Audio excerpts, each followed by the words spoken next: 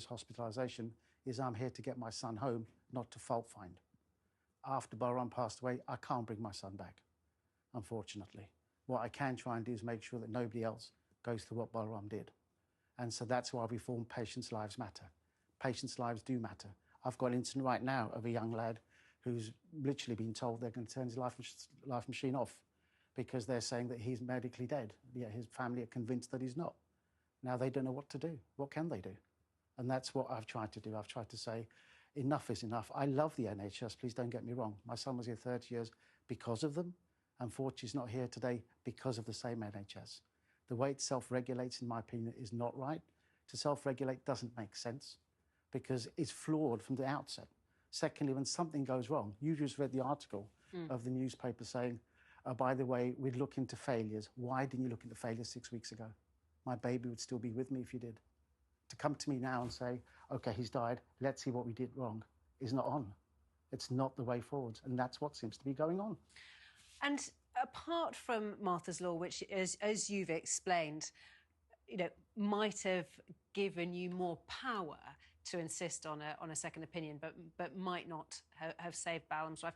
What do you think needs to be done urgently? If you had the Secretary of State for Health sitting here or the head of the NHS, what would you be telling them? I'd say that unfortunately for a long while we've taken the easy option. The easy option is when there is a fault, put an algorithm together, settle a claim, pay from taxpayers' money and move on. Move on, nothing to see. Nothing to see, nothing to answer. 2007, my son had an allergy band cut off, which said hyperallergic to propofol, and the consultant cut it off and I said, please don't, and he gave my son a full dose of propofol. Balram arrested in front of my wife and I.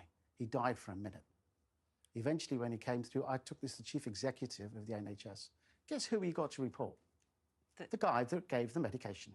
The consultant? The consultant. And what did he say? First of all, the senior registrar didn't follow proper protocol when he put the allergy band on. Well, actually, when we went in at midnight, he checked my son's notes, checked he'd twice relapsed because of the propofol, and they resuscitated him. So he followed proper protocol. My question is, what proper protocol did you follow when you cut it off spontaneously without even looking at any notes? And when I've said don't. So that was his first question. His second point was, my son wasn't allergic to propofol. Well, before he went for that surgery, all the notes say propofol.